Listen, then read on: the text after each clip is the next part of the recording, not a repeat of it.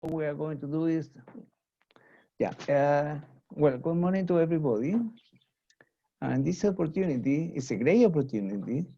We're going to introduce Professor Joan Rolle from the School of, the Dean of the School of Business at Mega Eva College, the City University of New York. She's got huge experience, a formidable curriculum vitae, and therefore to go item by items, as far as her curriculum, it would be a long task and very hard to achieve. And therefore, I would like to ask her, because I think she is the best person to describe herself, a very simple question.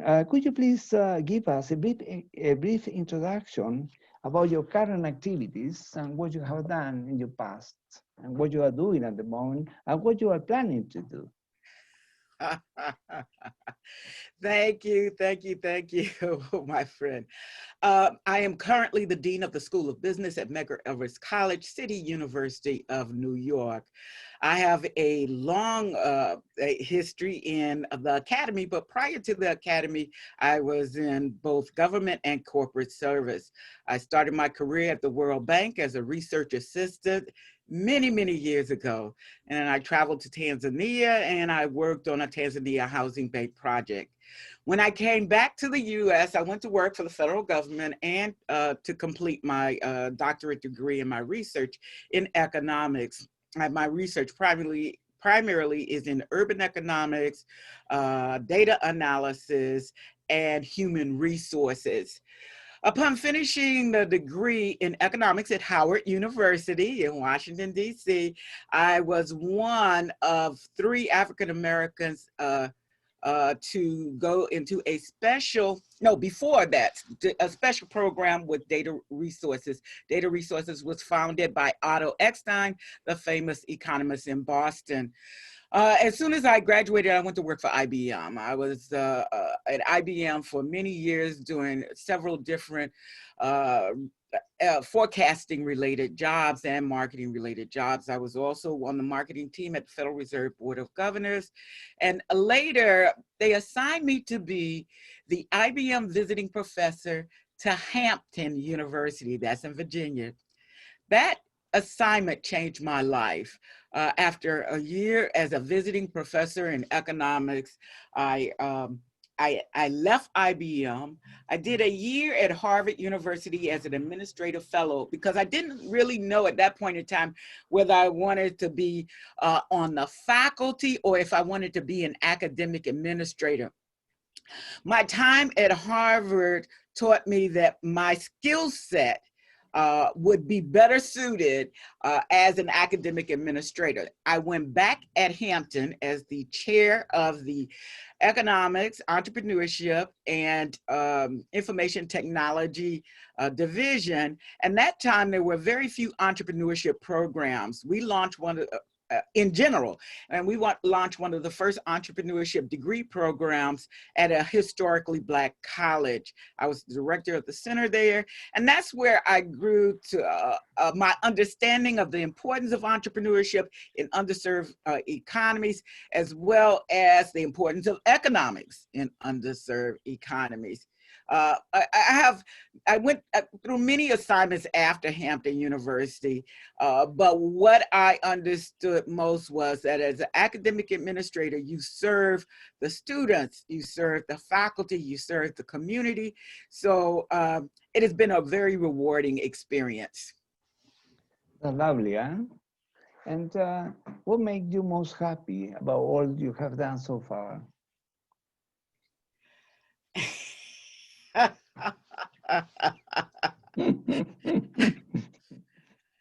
What I've come to learn is that there is joy in helping others. In my personal background, I am the first in my entire family to earn a college degree. My great-grandmother could not read or write. We came from the Caribbean islands. And so what I understood is that education changes lives. I went to the University of Miami in Miami, Florida. at a time where my father told me he wasn't allowed to sit in the Burger King across the street. I grew up in segregation. I went to great segregated schools until I was in high school. So what makes me happy is the joy of understanding and knowing that persistence with hard work can pay off. As we go in our talk a little further, I will tell you some of the challenges and disappointments that the young people have with education as it is today and the outcomes that it yields. But what the happiest day that I have, even happier than Christmas, is graduation day, when you see the parents and the students have their dreams come true. Many of them, at least in my institution, have worked not 4, but 6, 8 years to get their first degree. And you can see it in their eyes and in their family eyes that the education has made a difference. So what makes me happy is not education in and of itself. It's the hopes and the dreams to people in the underserved communities that their lives can change and they can be lifted out of poverty. They could be lifted out of despair. And there's a process. Not enough are lifted. Let me be very clear on that. But that's what makes me happy. My happiest day is graduation day. And lovely, huh? Could you please elaborate a bit more on that? And I have a question here, and it says, which is the main area of activities where you feel you have made a more significant contribution to society?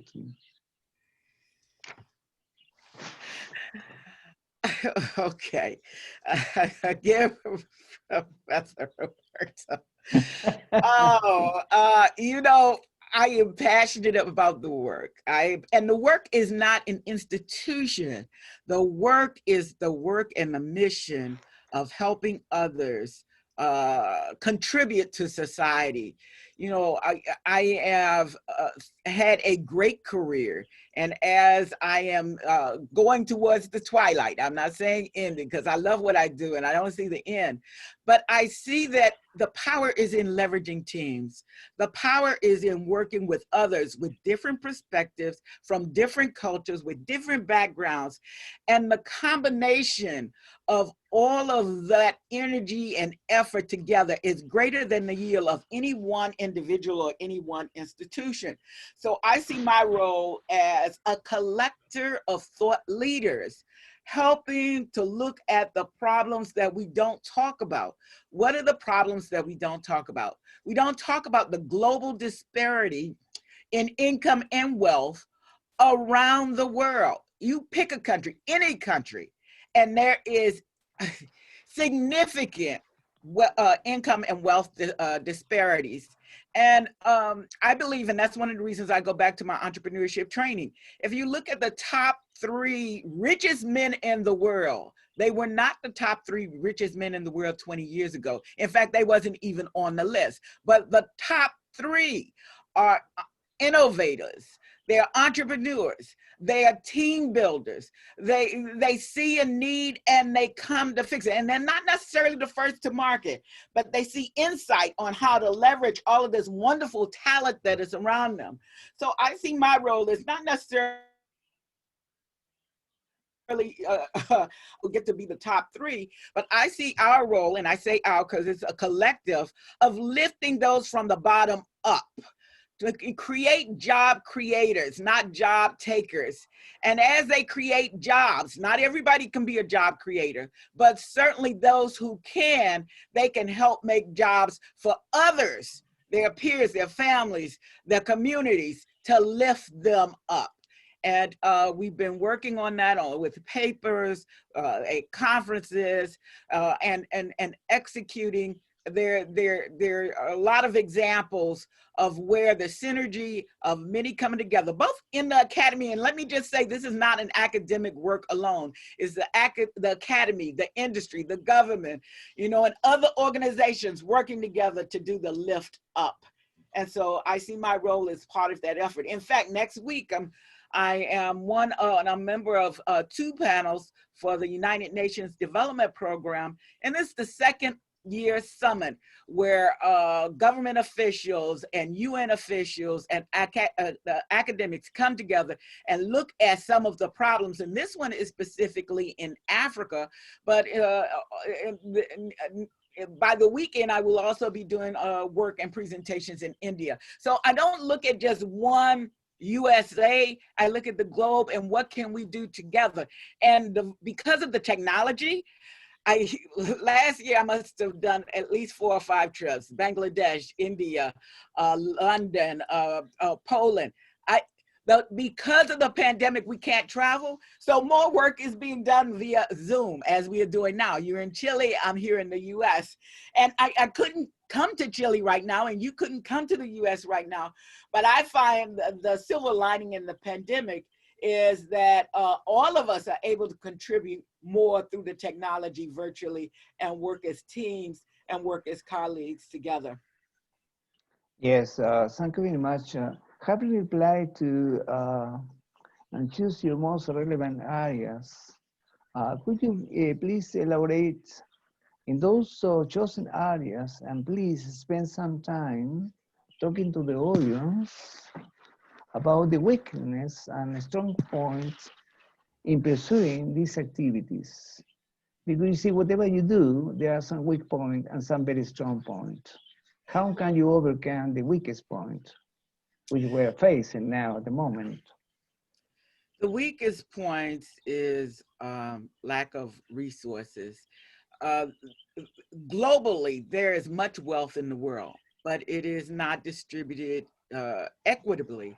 And so the challenge is to get those who are in the haves, and there are few of them, there are few of them who have, when you look at the percentage of wealth, and I'm not quoting the numbers now, but the top 10, probably the top 10 men or women in the world probably own 80 or 90% of the wealth, or 50% of the wealth. I don't want to mess up the numbers, but my point is all the rest of us are surviving, living, thriving on that's left from those 10 wealthiest individuals in the world. So the weakness is how do you get compassion, empathy? How do you get the realization to those people that the way we are now is not sustainable? You saw some recent social unrest. A lot of that unrest came out of understanding that the plight of the people have not changed in decades, even though there have been promises of change. Transformation has not happened in education. Transformation has not happened in distribution of wealth and income. Transformation has just not happened. And so you have social unrest. The prediction is that as long as people don't know how they're going to be able to take care of themselves, and the majority of the people are growing fastest, not in the developed countries, but in the developing countries. Fastest growth population is in Africa, India, and China. And so the challenge is, how are you going to have a supply of jobs for the supply of labor that's available for jobs? We right now just don't have enough. You can look in every sector, even the educated, they don't have jobs. So how are we going to fix that? So that's the challenge. The bright side to that, and you asked me for both sides, is I believe that technology itself is going to help give us the answer. I believe technology is going to enable those who are not able to get into entrepreneurship now because of the high capital barrier, to change that. You will need less capital because of the unscaled economy. You will need less resources to do a virtual launch of a business. You are seeing some of that now. So the challenge is how to make them more successful. the statistics show that within the first 3 to 5 years, most new startups fail. So how do you get them to start, fail, until they are successful enough to really make a contribution? And once they start making a contribution, I really believe that it's from that pool, not necessarily the upper pool, but from that pool that we will see transformation for the masses. Yes, thank you very much. I have another question. Well, I have a list of questions actually. What kind of action do you think that young people and new professionals should take to succeed in their life? Because you see, we came to this world to be happy, not to suffer. Yes, yes. So what kind of things they should do? Okay, so first of all, Professor, happiness comes from the inside. If you continue to look at the news or you continue to listen to everything that comes at you, happiness will elude you. So first of all, happiness comes from the inside. Our Global Academy has failed to prepare the youth workforce for the world as it will become. I do believe this will change. The pressure will come from industry demanding transformation to develop new talent at an increased rate, who are better prepared for the ambiguity. We didn't know that the pandemic was coming. We didn't know that the economic crisis was coming. We didn't know that the social unrest was coming. So all of that is ambiguity. How do you create a young student, a young person who's going to market to be able to face such ambiguity? How to be more creative and innovative and to think critically? We must become partners with industry. We must engage in research that helps innovate change in the academy as we transform performance and productivity. That will be the engine of growth. And for the young people, credentials for the sake of credentials will not be relevant in the future. The young must learn how to learn. The world is changing so fast, rote memory is not going to serve you well, as the paces of change and innovation and technology will be too rapid for rote memorization and legacy learning tactics. So my advice to the young people is to embrace learning. Not so much, it's not so much what you know today, because that will change. What is important is that you learn how to learn. I'll just tell you a short story from my time in IBM. I was in the application, and this is long ago, I'm sure it's much faster now. I was in the applications development divisions, application systems development divisions.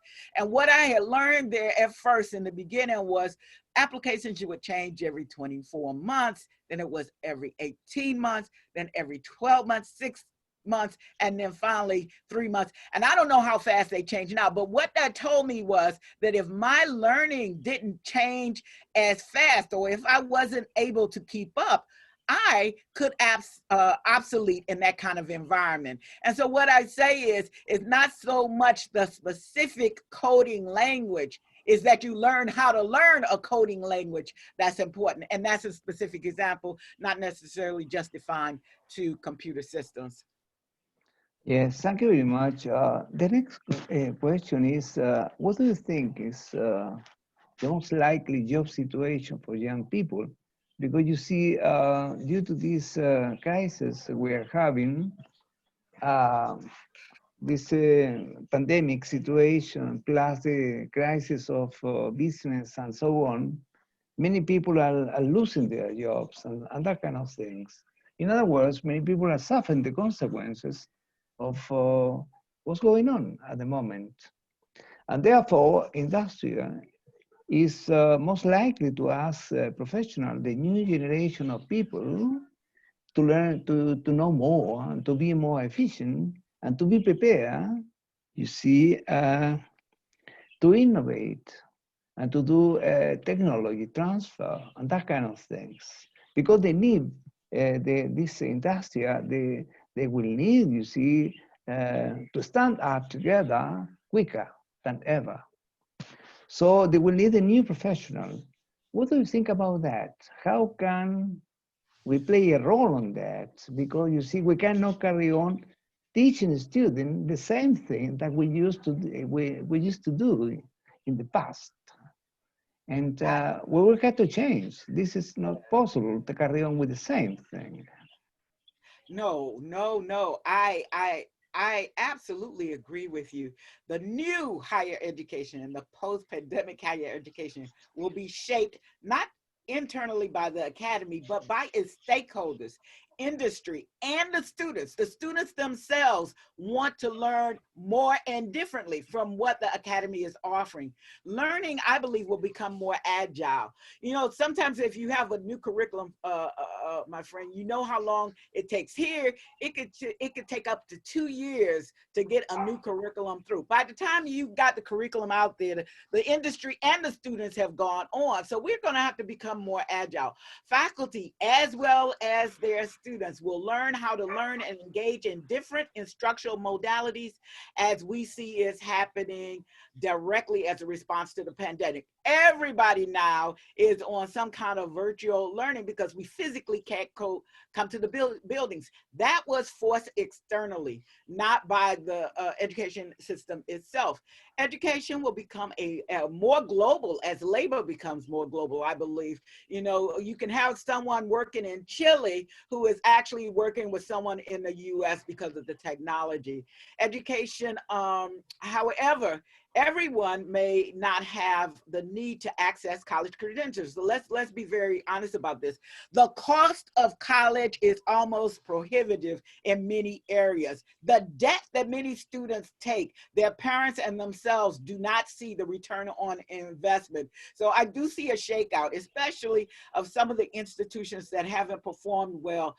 Some of them may be absorbed by others or may go away altogether. But this is what I think will happen. Credentialing may become more modular as we see a trend in credential certifications stacked with or without degrees, and they may be accessible in online self-paced learning or even without faculty facilitation. We had a situation where a young man in the US, he had already had his degree.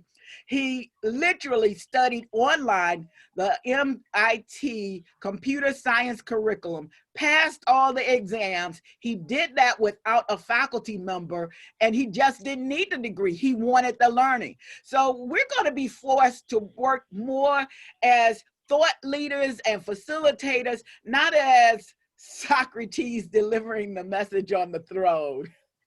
Well, yes, I do agree with that. But you see, a next question, which is related to the other one, is what is your view about the future of higher education system? What is going to be the role of the technical institutions? And what kind of professional will be needed to face the many challenges in the different area of knowledge? Because you see, nowadays, there are some areas which are become very, very important, such as biology, advanced biology, nanotechnology, new devices, highly sophisticated measurement, drug production, and so on. In other words, the world is changing, has changed, and is going to change drastically. And so, do you think that the university will have to make a change, a drastic change, uh, or some university will continue doing what they have been doing without failing? My fear is that if they carry on in the same way, they are going to fail completely. And we need to create more jobs, but that's not easy because you see, we need the money. We need to innovate to do something else. We cannot live, for instance, in Chile based upon copper all the time. We need to do something. And so far, we have a lot of people talking a lot, but what they actually do is not something that we can really appreciate. And this is very bad. What do you think the situation is going to be? Uh, I ask you this because I know that you have a huge experience and you know people from different continents, from different countries. And therefore you can compare. You go to Africa, for instance, you go to Nairobi, Kenya, and you meet Jackie and all the other people. And you know people in San Jose, Costa Rica, you know, and you know so many other countries, you know Poland, a country which I love as well. You know, the UK, where you have been at least 2 or 3 times, as far as I can record. And how do you actually see the world in the very near future without being someone who can see the future, because no one can see that?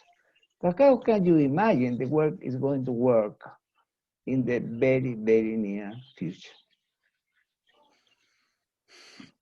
I am cautiously optimistic. And it's not because of the academy, but it's because of the young people. I believe that the young people will find a way where previous generations has failed. Why? Because their very lives depend on it. Uh, where some of the young people are not settling for business as usual. That's the difference between the social unrest we are seeing now and the social unrest we have seen in the past.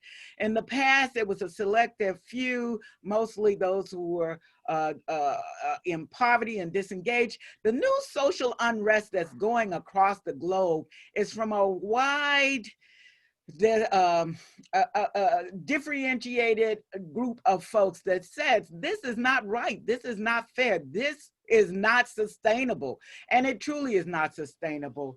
I think the change will be coming from industry that's saying that we need to do things differently, from the students saying we need to do things differently, and from them coming together and squeezing the academy. Now, what's going to happen to the academy? Everyone in the academy, I don't believe, will survive. There will be a shakeout. Number one, there's in the developed countries, there's declining population and so of college age folks. But in the developing country, how will all of those students be educated? The book, The Unscaled, by Tedros, what he, in his forecast, he believes that, you know, the price point of education will come down, meaning a lot of the institutions who are in the middle, the Ivies will always have their place for whatever reasons, but many of the institutions in the middle will shake out because they won't or are not able to change. To be able to change, you have to change your curriculum and change your faculty, or both, or some combinations of both. And you will have some who are not willing or able to do that. And so they will not survive with the competition of those who are able to change because of the forces of change. And the reason they won't survive is the careers will be available to those who have met the needs of both the student and the industry. And if your institution, if the academic institution is not placing its students, the students are not able to go to graduate school, or the students are not able to go to work, then the students, the larger body of students, will migrate. And now, because almost everyone is forced to go online, you will have to have a competitive advantage in your online offering. What is the difference between the school in Chile and the school in Costa Rica? And why should I stay in your school in Chile when I can go online to a Costa Rica school? So as these things accelerate, because we were forced to this, some schools are going to start to fail, but those who survive will be producing talent that is well equipped to go into the economy, to make the change. And I believe that's where the contribution is going to come from. Now, will we have enough jobs for all the young people that want jobs? I don't have the answer to that story. We certainly do not now. The highest unemployment rate in most of the developing countries is youth unemployment, even if you factor in education. But I believe it's going to be better because the youth and industry are going to make it better. And we, the old academy, is going to have to adapt. And if we can't adapt, I believe that will be the demise of many in the academy, many institutions in the academy. Thank you very much. What I would like to ask you next is, would you tell us about your life? And well, you have mentioned some of the facts where you study and so on. But you, as a normal human being, this is not a standard interview, actually. This is a friend-to-friend interview, which is something different. I know you very well, and you know me. I think you know me a lot better than I know you. So you see, there is a point which is sometimes missing from the interviews and webinar and that kind of things. They give you some time and they don't allow you to think in peace and elaborate your concept and that kind of ideas. But you see, you have your family, you have a Grace, which is a beautiful girl, and Abigail, you have your sister, and you have your people in Miami as well. You live near New York and so on. And how do you combine all your activity with your trips abroad and so on to give a lecture and webinars and that kind of things? I have followed some of your webinars as much as I can online. And you are always very, very, very busy indeed. The point is, how do you manage to keep a good, to be healthy, to have a good life, and at the same time to work so hard as you do? I'm happy that, well, I know that Mega Eva College must be very happy with you. But apart from that, what do you think? Well, how do you think? Well, you have already said, I mean, in a very loud and clear way, that happiness is from inside. That's very true. But what happened with the new generation? Do you think that those people will have a life like the one we have at the moment, or they will have, or everything is going to change drastically? And there are so many things that should be addressed. This is mainly for young people. If, this is going to be, uploaded in Facebook, LinkedIn, and in all the websites we have. And for the young people and young professionals to look at and to see the experience of senior people as well as from young professionals. So what do you think about the whole situation in the very near future after this pandemic? But we cannot forget that the economy we are going down before the pandemic as well. The state were spending more money than the money they produce everywhere. So how can we actually act in the very near future unless we want a collapse, which is not something that sensible people want. We want to grow and justice, which is the most important thing. Everybody is the same, equal. Therefore, everybody should deserve just the same. What do you think about the whole issue from the social point of view? That's a big question. Um, I don't believe that one size fit all. We all have very different talents. There are some things that you can do as a physicist that I could never do. I'm an economist. and so, but what I really do believe that each of us have our own destiny, our own path, and our own best work. My best work is different from someone else's best work. And you ask me how I do it. I really am not trying to do Roberto's best work, because Roberto can do his best work. I look every day and I say, Joanne, have you given all you have? Because, one day we all will cease to give. And if my answer to that question is I have done the best that I could do. I've had some, within the last couple of weeks, I had some serious challenges, and some challenges that I really was trying to work through with my best thought and my best thinking. And at the end of the day, the problem wasn't necessarily solved. But what brought me to my happiness was I did everything I could do. I did the best that I could do. And so when you see me, like this week alone, I have maybe 3 engagements, and they are all virtual because I'm not traveling as much. I hope to start traveling again by the end of the year, or maybe by next year. Who knows if one can get in a plane again. but I go, and it because there's something inside me that says that my purpose, my reason for being is to do the work that I have prepared and continue to prepare to do. And part of that is my family. Part of that is working with my daughter and my granddaughter, who bring me great joy. But my life and my life work is not limited to my family. It is expanded, not just to Medgar Evers, which is my home community academically, but the broader academic community. When they asked me to go to Nairobi the first time, it was for women entrepreneurship, because women all over the world are seeking pathways to earn incomes, and they're not allowed to do it in some of the formal office settings, because those jobs go to men first. Pick a country, you know.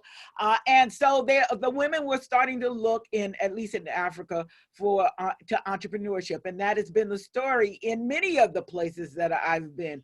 Entrepreneurship has been looked at as a way out for the underserved, the women, the youth, you name it. Even in Nairobi, when we went, it wasn't just the women. There was youth entrepreneurship, because there's a challenge, a big challenge in Kenya for youth unemployment, and they don't know what to do. The same thing is in Dar es Salaam, Tanzania. In Tanzania, when I was there last year, the government enacted a program where every college person would be able to take a course in entrepreneurship. Why? There are just not enough jobs. And that's the story, a reoccurring story in India, in Bangladesh, in Pakistan. I was in Pakistan. And you know the history of women in education in Pakistan. So I feel like, I hate to use this as a term, but I feel like I'm called to the work. I've been prepared for the work. And I have to do the work to the best of my ability. Am I going to solve all the world problems? I don't think so. But can I make a difference in one young person's life, in one woman's life, in one faculty member's life, in one institution, in another institution, in another country? Yes, I can. And so that's what I choose to try and do. Well, It that's makes me absolutely, happy. well, that's absolutely wonderful. Well, I have to say to the people who are going to listen to this tape that